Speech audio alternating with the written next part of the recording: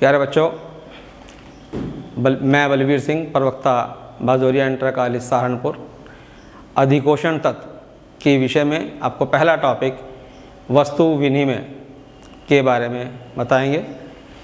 वस्तु विनिमय क्या होता है, इस टॉपिक को करने से पहले हमें विनिमय के बारे में जान लेना आवश्यक होता है कि विनिमय क्या है, विनिमय का आधार क्या है।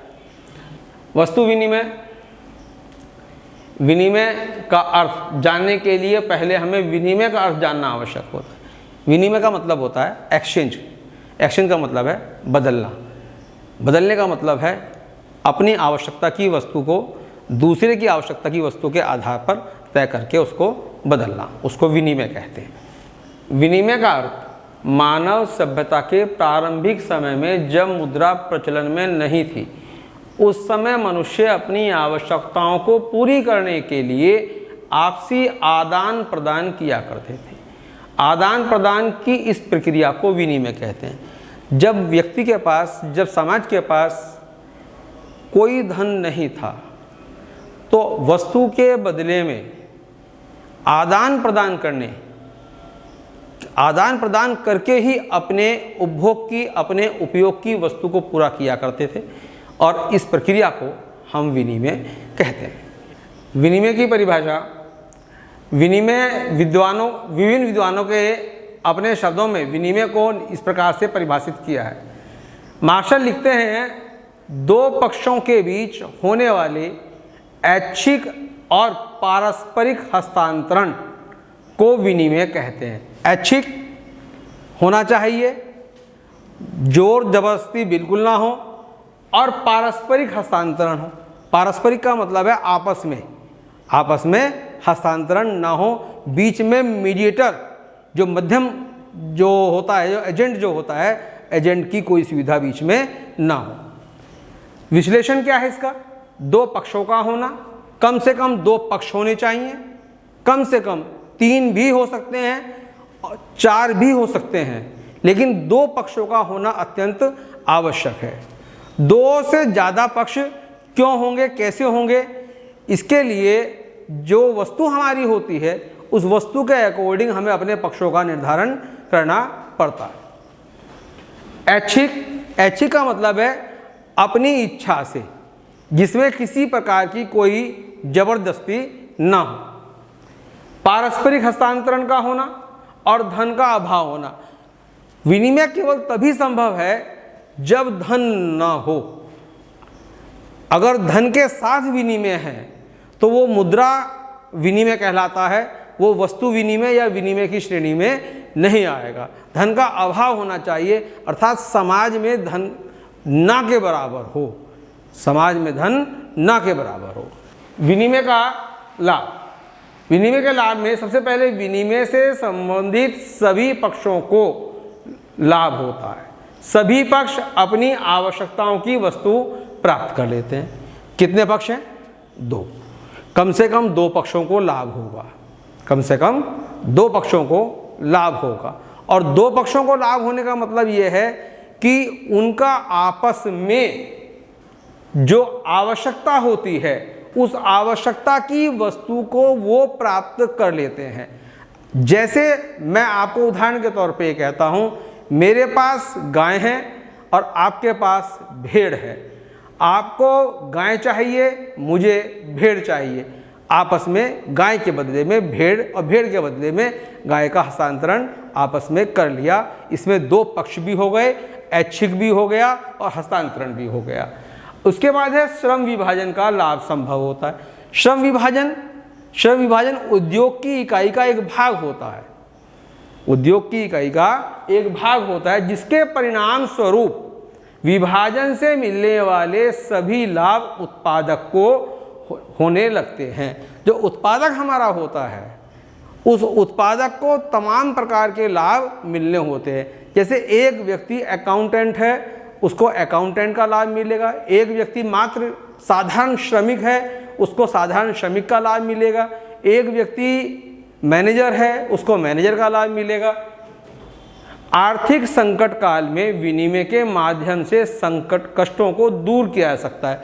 जैसे वर्तमान कंडीशन में अगर हम देखें वर्तमान में ये परिप्रेक्ष्य बिल्कुल क्लियर है। हम वैश्विक महामारी कोविड-19 से गुजर रहे हैं, जिसके अंतर्गत एक आर्थिक संकट पूरे विश्व के अंदर छाया हुआ है। अब इस ऐसे आर्थिक संकट में विनिमय जो होगा, जो हमारा विनिमय होगा, वो विनिमय हमारे आपस की समझदारी, समझबूझ को, आपस में कष्टों के समझबूझ को विनिमय के माध्यम से दूर कर सकते हैं।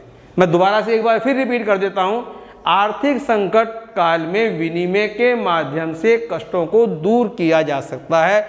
आप जैसा कि जानते हैं कि वर्तमान में आप कोविड-19 अर्थात कोरोना की महामारी से गुजर रहे हैं और इस महामारी में आर्थिक संकट लगभग छाया हुआ है और इस आर्थिक संकट को हम दूर कर सकते हैं किस माध्यम से? विनिमय के माध्यम से दूर कर सकते हैं। विनिमय की हानियाँ, आत्मनिर्भरता न होकर समाज एक दूसरे पर अति निर्भर होता है। आत्मनिर्भर समाज की स्थापना विनिमय में संभव नहीं है, क्योंकि समाज एक दूसरे पर अति निर्भर है। शक्कर बनाने वाला चाय बनाने वाले पर निर्भर है, चाय बनाने वाला गाय के दूध पर निर्भर है, गाय के दूध वाला घास पर निर्भर है, घास वाला किसी और चीज़ पर निर्भर है। अर्थात समाज की निर्भरता एक दूसरे पर अधिक से अधिक होती चली जाती है। विनिमय के कारण राजनीतिक दास्ता, आपको ये बता दिया जाए कि राजनीतिक दास्ता प्रारंभ से ही एक भाग रहा है। जिनके पास अधिकतम संचय करने की सुविधा होती है वो राजनीतिक वर्चस्व में आ जाते हैं, जिसके कारण वे समाज को अपनी राजनीतिक दास्ता में बना लेते हैं, क्योंकि समर्थ व्यक्ति वस्तुओं का संग्रह कर लेते हैं। समर्थ व्यक्ति, मैंने पहले ही बताया कि सभी व्यक्ति नहीं, केवल मात्र समर्थ व्यक्ति। समर्थ व्यक्ति का मतलब यहाँ पर यह है, अगर उनके पास संचय करने की सुविधा किन्हीं वस्तुओं की है तो वह उस वस्तु का संचय कर लेते हैं और संचय करने के पश्चात वे बाकी लोगों को, समाज के बाकी लोगों को क्या करते हैं? दास्ता में ले जाते हैं। और वैसे भी तुलसीदास जी ने लिखा है कि समर्थ व्यक्ति को कोई दोष नहीं लगता, इसलिए समर्थ व्यक्ति यहाँ पर दास्ता का उदाहरण, दूसरे लोगों को दास्ता का उदाहरण बना लेते हैं। तीसरा है हमारे पास आर्थिक व सामाजिक पिछड़ापन। आर्थिक व सामाजिक पिछड़ापन, विनिमय केवल तभी संभव है जब आर्थिक पिछड़ापन हो, सामाजिक पिछड़ापन हो, लोग एक दूसरे के विषय में कोई जानकारी ना रखें, तभी ये संभव होता है, अन्यथा विनिमय संभव नहीं होगा। विनिमय के प्रकार, विनिमय दो प्रकार का होता है। पहला वस्तु विनिमय और दूसरा मुद्रा द्वारा विनिमय। आपको केवल वस्तु विनिमय के विषय में बताएंगे। वस्तु विनिमय क्या होता है, इसके लिए सबसे पहले वस्तु विनिमय का अर्थ, जब वस्तु के बदले में वस्तु का लेन देन होता है। वस्तु के बदले में वस्तु का लेन देन होता है। एक वस्तु से दूसरी वस्तु, दूसरी से तीसरी वस्तु, दूसरी से पहली वस्तु, इस प्रकार से वस्तु के बदले में वस्तु का लेन देन होता है, वह वस्तु विनिमय कहलाता है। अर्थात वस्तुओं की प्रत्यक्ष अदल बदल प्रणाली। कितना इंपॉर्टेंट वर्ड है, प्रत्यक्ष। बीच में मीडिएटर नहीं है, मैं फिर एक बार जिक्र कर दूं, बीच में कोई दलाल नहीं है। प्रत्यक्ष अदल बदल प्रणाली को वस्तु विनिमय प्रणाली कहते हैं। को वस्तु विनिमय प्रत्यक्ष अदल बदल प्रणाली को वस्तु विनिमय प्रणाली कहते हैं। उदाहरण, 10 गाय के बदले में 50 भेड़ आदि का लेना।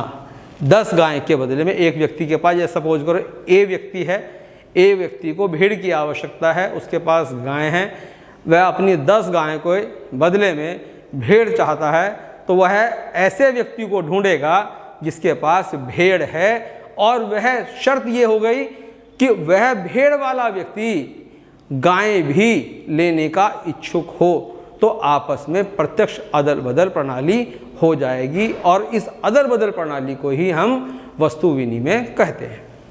वस्तु विनिमय के अधिगम व उद्देश्य क्या है? वस्तु विनिमय के अध्ययन का उद्देश्य विद्यार्थियों को विनिमय और वस्तु विनिमय के अंतर को समझाना, ये बताना है। विनिमय बच्चों अलग है और वस्तु विनिमय अलग है। विनिमय का अर्थ अलग है, वस्तु विनिमय का अर्थ अलग है। तथा यह बताना कि मुद्रा से पूर्व मानव अपनी आवश्यकताओं की पूर्ति केवल वस्तु विनिमय के माध्यम से करता था। वस्तु विनिमय के माध्यम से करता था। जब मुद्रा नहीं थी उस समय मानव अपनी आवश्यकता की पूर्ति कैसे किया करता था?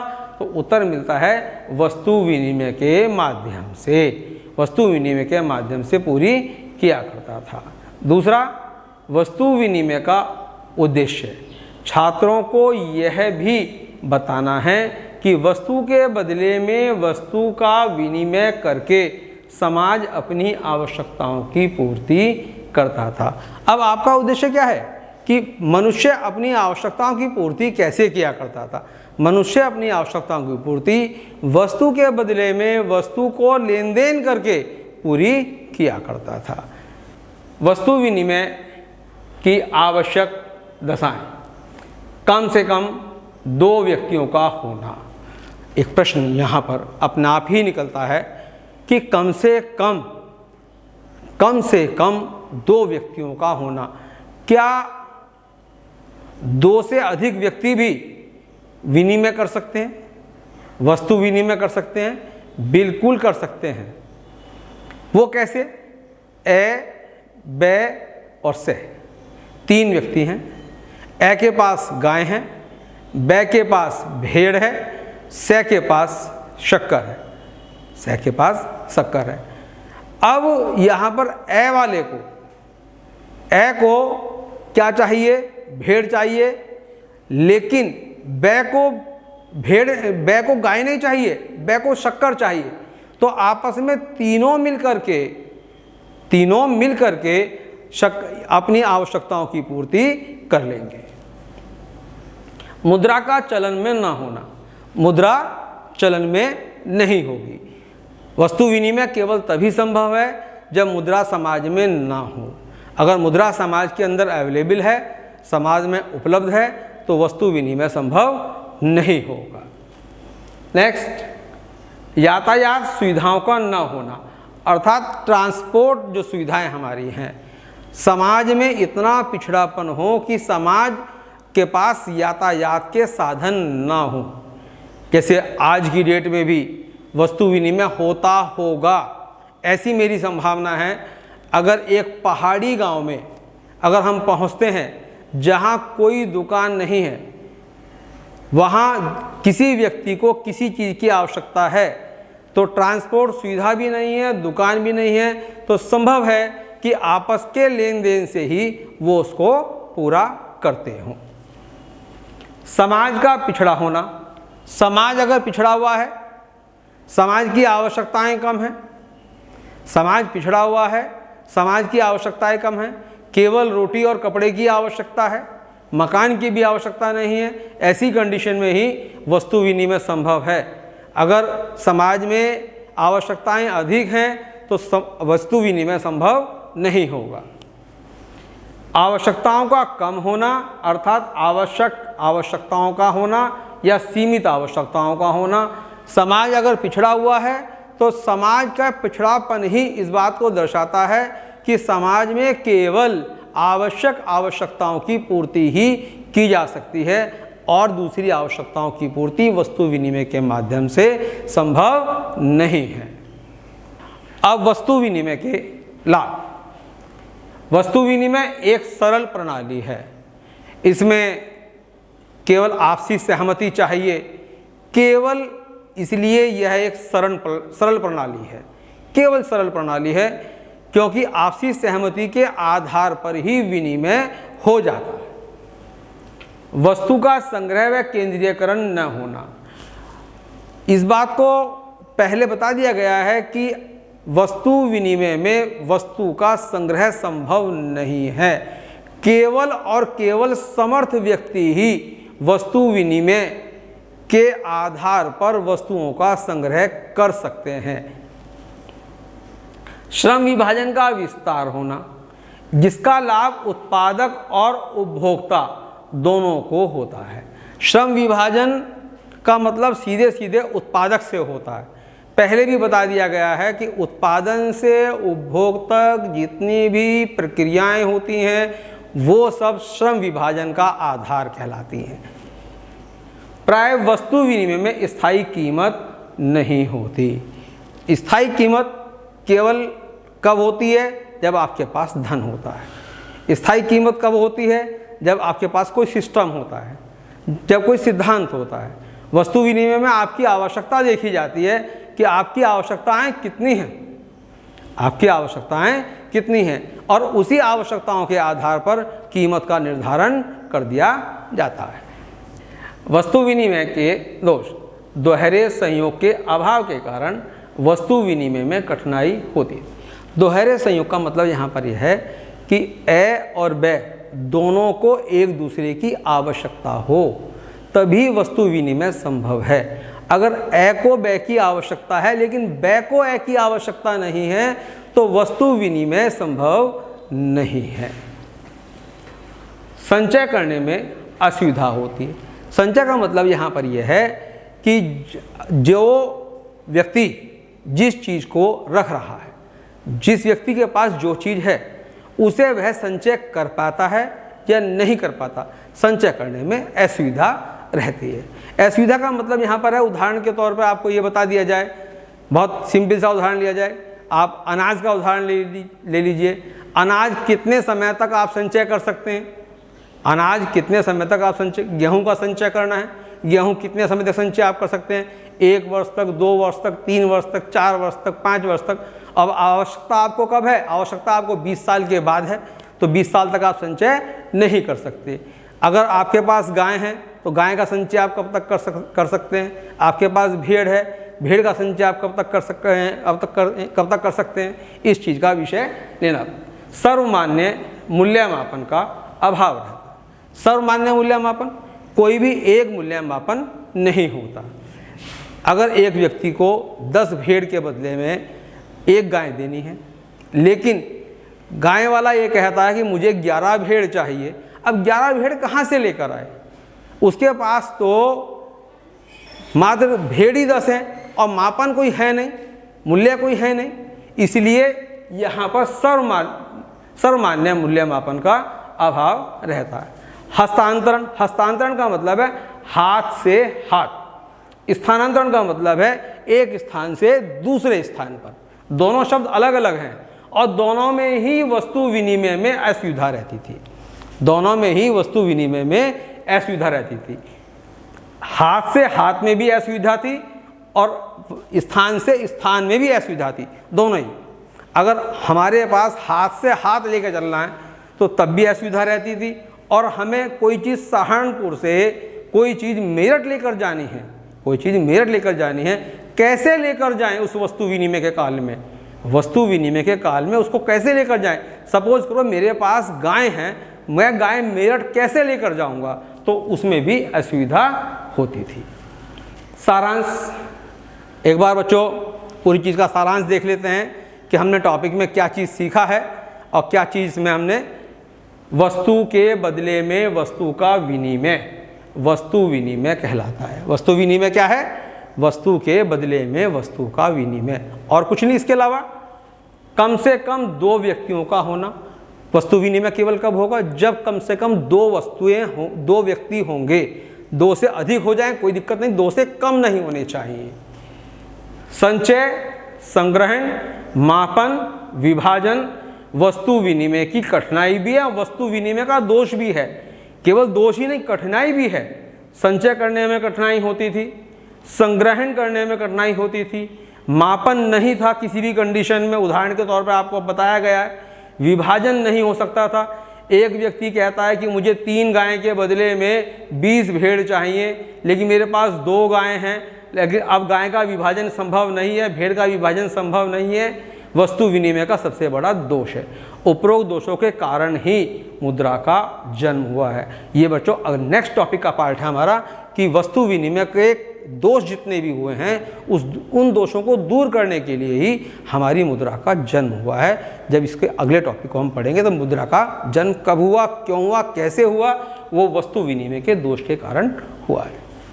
उपयोगी प्रश्न है पहला प्रश्न, वस्तु विनिमय में कम से कम कितने लोगों का होना आवश्यक। बहुत इंपॉर्टेंट प्रश्न है। वस्तु विनिमय में कम से कम 2 लोगों का होना आवश्यक, कम से कम 2 पक्षकार होना आवश्यक है। दूसरा, वस्तु विनिमय का सबसे बड़ा दोष क्या है। वस्तु विनिमय का सबसे बड़ा दोष है विभाजन। वस्तु विनिमय का बहुत बड़ा दोष है मापन। वस्तु विनिमय किन समाज में संभव है। वस्तु विनिमय केवल पिछड़े हुए समाज में ही संभव है, इसके अलावा किसी समाज में संभव नहीं है। वस्तु विनिमय कब संभव है। वस्तु विनिमय केवल तब संभव है जब मुद्रा का अभाव हो, जब मुद्रा समाज में ना। वस्तु विनिमय के कोई 2 लाभ बताइए। वस्तु विनिमय में 2 लाभ, एक तो एक बहुत सरल प्रणाली है और एक आसानी से अपने उपभोग की वस्तु को हम प्राप्त कर लेते हैं। बच्चों, क्या वर्तमान युग में वस्तु विनिमय संभव है। हाँ, संभव हो सकता है बशर्ते कि पिछड़ा हुआ समाज हो, लेकिन वर्तमान युग में प्रैक्टिकल आधार पर अगर हम देखें, प्रायोगिक आधार पर देखें तो वस्तु विनिमय संभव नहीं है। धन्यवाद।